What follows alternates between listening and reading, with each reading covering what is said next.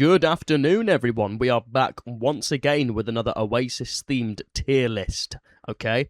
I established last video that although my ranking the Oasis albums video, go and check that out if you haven't, ranks all the Oasis albums, what it doesn't do, which subsequent videos do, is rank the actual tracks on the albums themselves, which I'm endeavouring to correct now with a series of videos in which I'm going to be doing exactly that. I started with the master plan, not entirely sure why.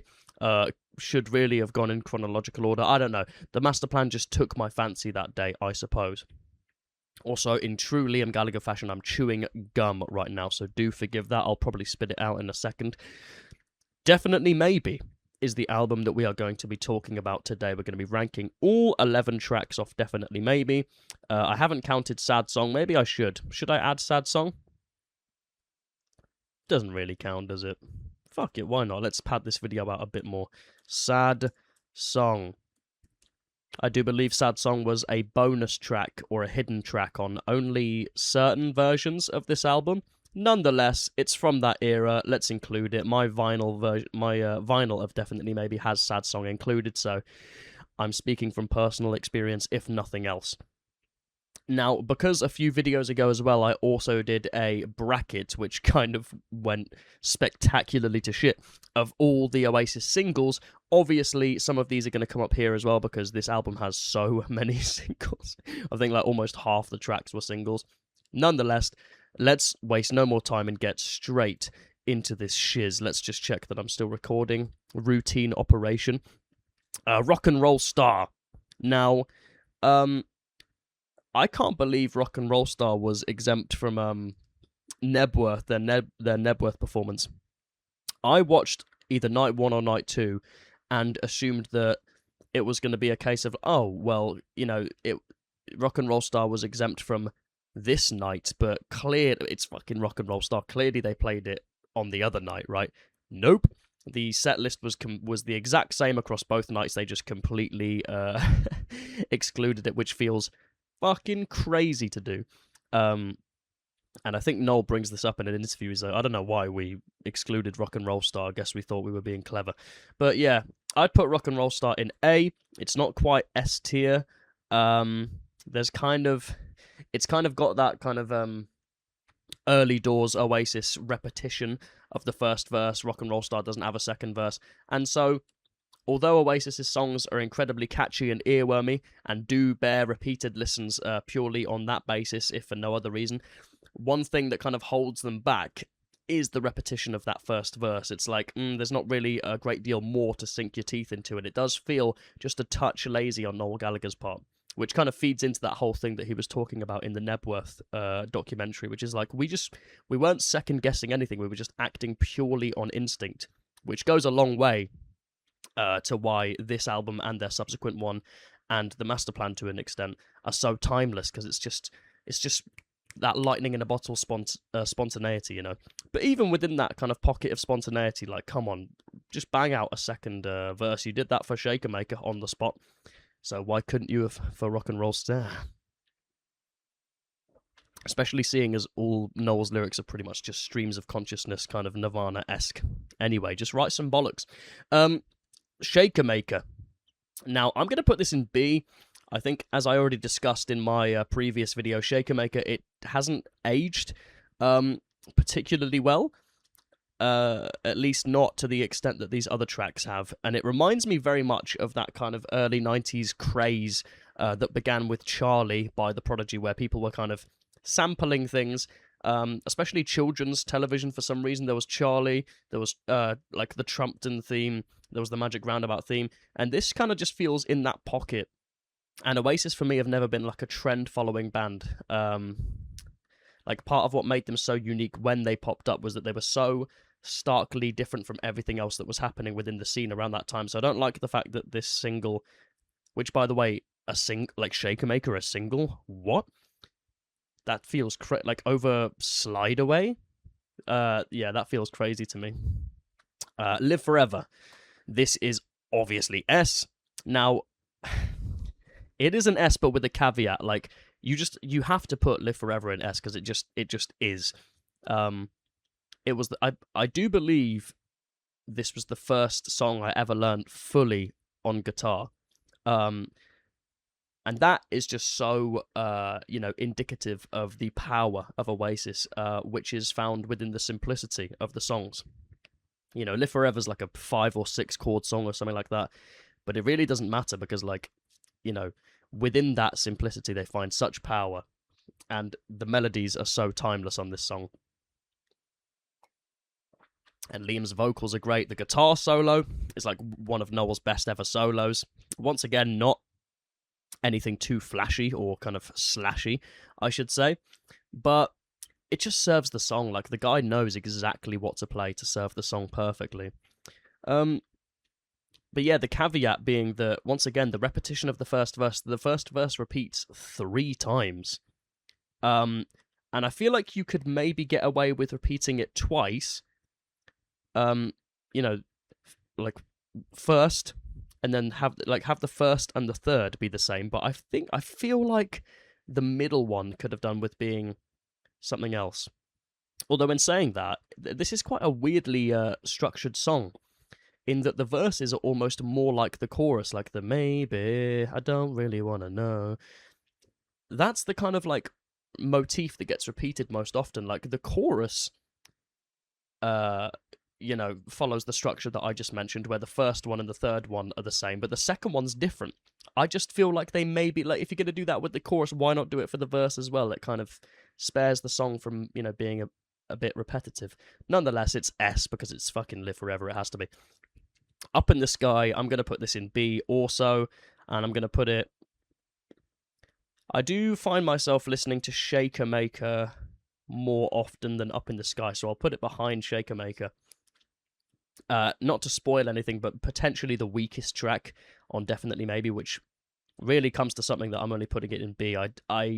I'll be honest, I think that C and D categories are going to be pretty futile in this video. I don't think Definitely Maybe has a C or D tier track. But Up in the Sky, it's okay. It's kind of, it's one of those songs that kind of, it feels stuck within a certain mode, that it kind of just, stays within and never quite breaks out of. And it kind of just flatlines, and you kind of expect it to go somewhere else. And the little bridge of you'll need assistance with the things that you have never ever seen. That does add like a bit more of an oomph to the song, and a slight kind of misdirect that's needed at that point in the song. But that aside, it just feels a bit stuck in its ways. It's not a particularly remarkable song. It's still a good one, though. Okay, next, Columbia. This is another A. I'm going to put it in A. Yeah, behind Rock and Roll Star. Now, Columbia is quite a widely beloved song. A lot of people would be so inclined to put it in S. I personally would not. However, one thing I have complained about in the now 3 Oasis... 4, in counting the first Oasis video I ever did, Oasis vids, is that I do have a tendency to complain about Oasis and how they just kind of drag the outros out a little longer than is necessary. I didn't cover it, but that's an issue I have with Shaker Maker as well, is the shake along with me outro is just like, okay, trust me, I get it. I understand where you're coming from. Let's wrap this up a little sooner, because repeating Shake Along With Me for the 15th time isn't adding anything more than the first 14 were. But the thing is, with Columbia, one thing I love about it is that it's like one of the few Oasis songs, I guess Champagne Supernova does this as well, where the actual song portion of it officially ends like halfway through, and then the latter half is just Noel Gallagher like flexing his guitar muscles. Once again, not in any kind of Slash-esque way, but he's so good at layering these like melodic motifs on top of one another in a very kind of like, what's the guy? I'm going to forget his name now. The guy that was like a serial killer or something like that. Phil Spector-esque fashion. Noel really knows how to fill the space. A thing that I tend to run into, an issue that I tend to run into when I'm recording my own songs, is they tend to feel quite skeletal, and as though I haven't utilized every track to the fullest extent. And so I'm listening to it in my earphones, and although I feel like I've added as much as I possibly can, when I'm listening to it back, I'm like, yeah, that still needs a bit more. In the case of this album, and like especially Be Here Now, you couldn't add any more. Like the mixes are all so full. But where on Be Here Now it feels a little overindulgent and a little overloaded, on these first two albums it's perfectly pitched. Supersonic, this one for me is gonna go. I'm actually gonna put it in S, above Live Forever. This really is just like lightning in a bottle stuff right here. It has the story of its conception is almost just as legendary as the actual song itself. The fact that Noel wrote it in like half an hour because they were trying to record Bring It On Down but couldn't quite nail it, and Noel just nipped in the other room and wrote Supersonic in the time it took for everyone else to finish their Chinese meal or whatever it was they were eating. Crazy stuff. The fact that the single version is pretty much the demo version as far as as far as I'm concerned is wild. And yeah, that chorus, because my friend said it'd take you home. I love the fact that like the verses are all quite not spoken word, but they're more kind of snarled than they are sung. And you're like, oh wow, this is cool. Like, I could potentially vibe with this for a whole song. And then the chorus just soars. It becomes like so rich in melody out of nowhere, and you're like, oh my god, like this just absolutely transforms the song, but not in a way that feels arbitrary or forced. It works so naturally. Fucking love Supersonic. It's going top of S for now, but we'll get to that. Bring It On Down. Now, Bring It On Down, I'm also going to put in A. I love the fact that it's quite this one and Columbia are actually quite similar in that Bring It On Down, like the actual song portion of it ends about halfway through, and then the rest of it is just pure fucking swagger, aggression, and just gnarliness. And the drums sound great on this one, and that kind of main riff from Noel, that is I mean, I think I've just butchered it, to be fair. You're thinking, what the fuck kind of song is that? Did we listen to the same one? But yeah, it's just pure punk, which I love. And it's one of the kind of more up-tempo songs Oasis ever did. Nonetheless, it's going bottom of A, but it's still an A. Cigarettes and Alcohol, this is going in S. I'm also going to put it above Live Forever. I was about to say it's not that I dislike Live Forever, but that would be a stupid thing to say, seeing as it's in S. I don't think anyone's concerned about that. But I don't know, man. I feel like a few people, like, wasn't Live Forever one year voted like the best British song of all time, which I personally would put my hands up and say, okay, chill out a little bit. It's not that good. Live Forever is an S tier song, but the best British song of all time, I would put Don't Look Back in Anger and Champagne Supernova over it, but that's just me. And these two.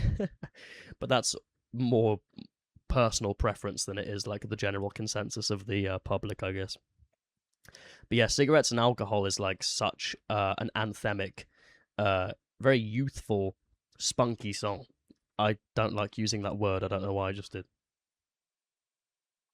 It's so loud and in your face and just out there. I love it. Digsy's Dinner. Now, a lot of people have this marked down as like the weakest track on Definitely Maybe. I disagree. It's not A, but I'd put it. Would I put it above? Yeah, I actually would put it above Shaker Maker. Purely because Shaker Maker overstays its welcome by about a minute. Hey, listen, this song might be a bit kooky, a bit quirky, a bit weird. Its lyrical content might be a bit like, oh, come on, you're not even trying. Like, this is just like goofy and whimsical. But I really like that. It's so starkly different to everything else on the album. And it gets in, it gets out, it doesn't waste your time. It says what it needs to say. It's got a piano solo. How often does that happen on this album or in Oasis in general? I like how unique this one is, so it's going top of B. Slide Away, this is S. And it's gonna go... it's gonna go top of S. Slide Away is for sure the greatest song on this album. The only caveat I would give it is that I feel like the outro is maybe 30 seconds too long, but it's just it sits within such a pocket of musical fucking nirvana that you're just in it, you know what I mean? Like this song just pulls you in. It's such a heartbreaker. It's one of the few times where I feel like uh Liam's vocal delivery, because for the most part Liam's whole his whole kind of memo is let me just fucking, like let me just punch through with my vocal delivery regardless of whatever the lyrical content is.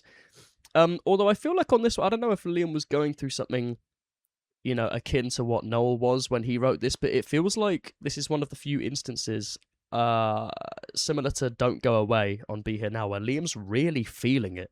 Like you can tell this isn't just him like coming at it from the perspective of let me just sing as loud as I can and with all the aggression I can. I mean, he is doing that here, but equally it does feel really emotive and really expressive. It's maybe his best vocal that he ever recorded. It's great.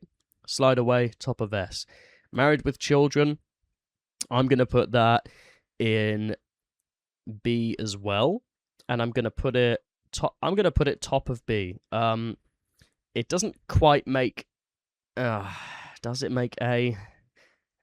Fuck it, Married with Children. No, Married with Children is a quiet A. It's a quiet A. Once again, who'd have thought that, like, what a strange move to close such a rocky album with such a quiet moment like this. I don't know, were Oasis kind of ahead of their time on this one? Maybe I'm just super musically uninformed, but I feel like ever since Definitely Maybe came out, so many albums have been, especially like ones that are really rocky and up tempo and like distorted, have very intentionally chosen to close their albums out with more kind of softer acoustic moments like this. I'm pretty sure Noel said that this was like recorded in someone's bedroom, just like really low key, and it does sound like it was, but like it really works. Like similar to what's it? How am I gonna forget the name of this song now? The one from the master plan. Talk Tonight. Jesus Christ, switch on. Yeah, similar to Talk Tonight and how lo-fi that's recorded. I feel like that really works here as well. It just feels like such an honest confessional.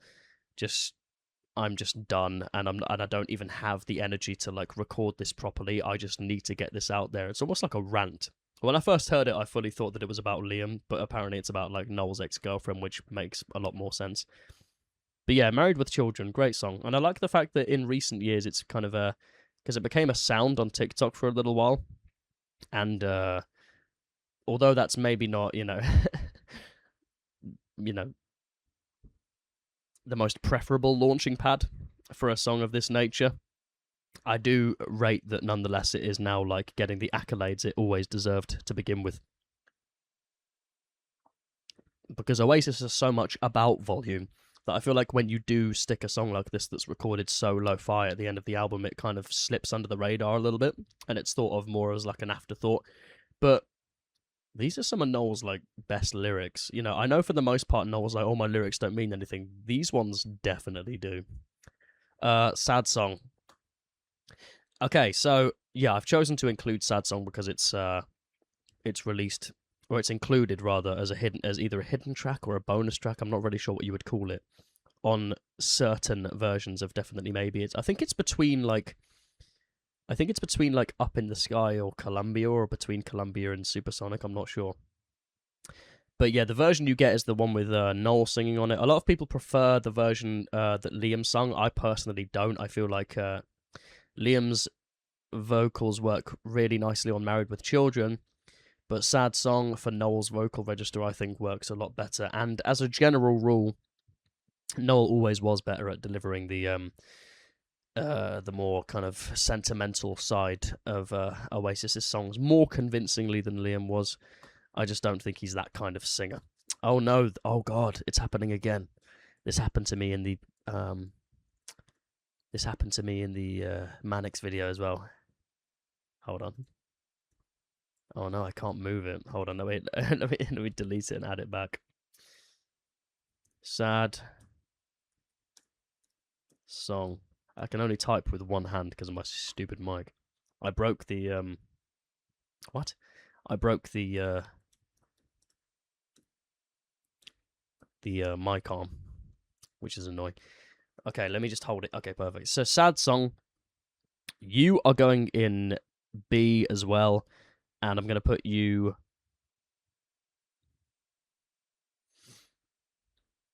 I'm gonna put you above Shaker Maker, right next to Digsy's Dinner.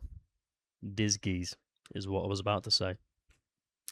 Yeah, sad song's another one. Oh, look at that! Look, all evenly distributed. How very nice. I promise that wasn't on purpose. These are my genuine thoughts. I don't have OCD or something and wanted it to be a perfect rectangle. Yeah, sad song. It ain't doing much. It's recorded quite lo-fi, similar to Married with Children. But I don't know. Oasis. I don't know if it's kind of born out of negligence or laziness when Oasis record really lo-fi songs like this. But if it is, then call it a happy accident, because 9 times out of 10, when Noel just kind of records these more kind of acoustic, sentimental songs in such a lo-fi way as this, to the point that it almost reads as a bit of an afterthought. The songs themselves are often so good that it really doesn't matter. Like you really don't. That doesn't occur to you unless you're a little like analytical music nerd like myself, who's kind of looking at it less from like an emotional point of view and more from like a functional point of view of like, hang on a minute, did Noel record this song like this because he genuinely thought this was like the best way for the song to be communicated, or just because he couldn't be asked to add more to it? But lucky boy, because it still really works. This is like a great song with or without Be Here Now levels of instrumentation.